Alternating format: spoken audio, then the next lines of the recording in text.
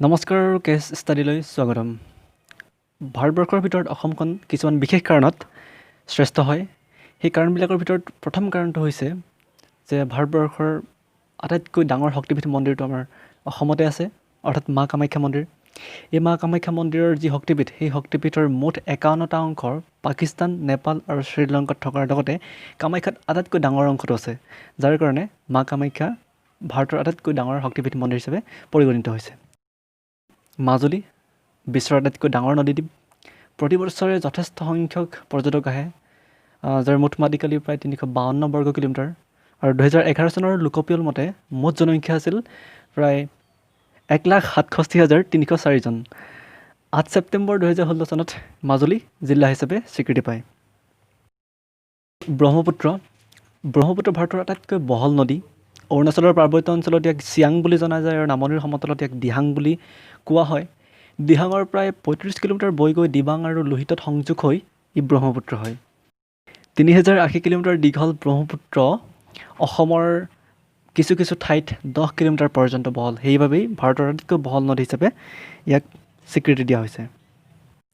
শুৱালকুছি হ'ল বিশ্বৰ আটাইতকৈ ডাঙৰ বয়নশিল্প ভিত্তিক গাঁও, য'ত পাট মুগা, এৰী মুগাৰ যথেষ্ট উৎপাদন হয় আৰু উন্নত মানৰ মেখেলা চাদৰ, গামোচাৰ লগতে ৰিহা, চল, শাৰী আদিও তৈয়াৰ কৰা হয়।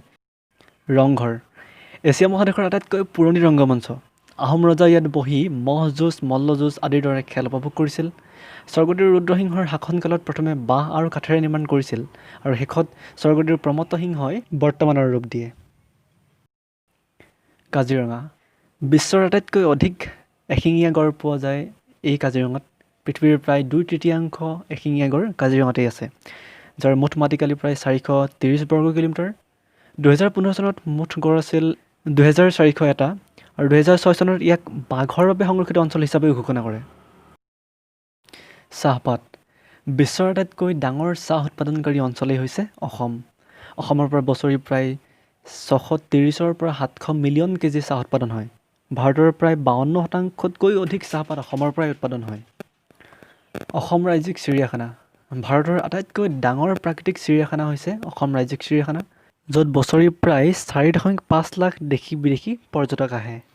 1958 চনত মুকলি কৰা চিৰিয়াখানাৰ মুঠ মাটিকালি প্ৰায় 432 একৰ আছে, য'ত বিশ্বৰ 113টা বিভিন্ন প্ৰজাতিৰ জীৱ জন্তুৰ লগতে বিশেষ প্ৰজাতিৰ চৰাইও উপলব্ধ।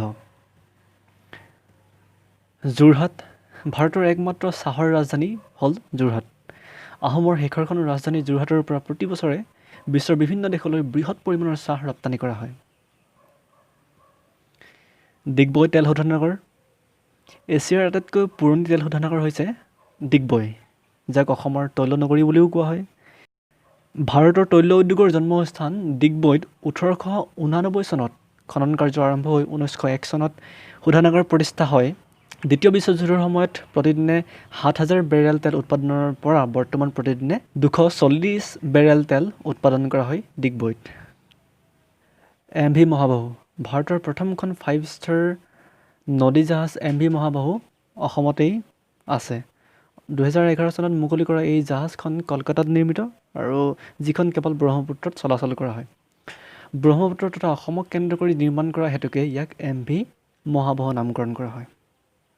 জাহাজখনৰ ভিতৰত থকা বিভিন্ন ধৰণৰ খিৰিকীৰ কাপোৰ, দৰ্জাৰ কাপোৰ আদি যিমানখিনি কাপোৰ আছে সেই সকলোবিলাক কিন্তু অসমৰ সোণালী মুগাৰে বোৱা হৈছে। আৰু শেষৰটো হ'ল ভূপেন হাজৰিকা সেতু, যাক আমি ঢলা শদিয়া বুলিও জানো। ঢলা শদিয়া অথবা ভূপেন হাজৰিকা সেতু হ'ল ভাৰতৰ আটাইতকৈ দীঘল দলং, যাৰ দৈৰ্ঘ্য প্ৰায় 9.15 কিলোমিটাৰ আৰু প্ৰস্থ 12.9 মিটাৰ। 2011 চনত নিৰ্মাণ কাৰ্য আৰম্ভ হোৱা এই দলংখনে 2017 চনৰ 26 মে'ত যাতায়াতৰ বাবে মুকলি কৰা হয়। গতিকে আশা কৰোঁ ভিডিঅ'টোৰ পৰা কিছু কথা জানিলে আৰু ভিডিঅ'টো সম্পূৰ্ণকৈ চোৱাৰ বাবে ধন্যবাদ।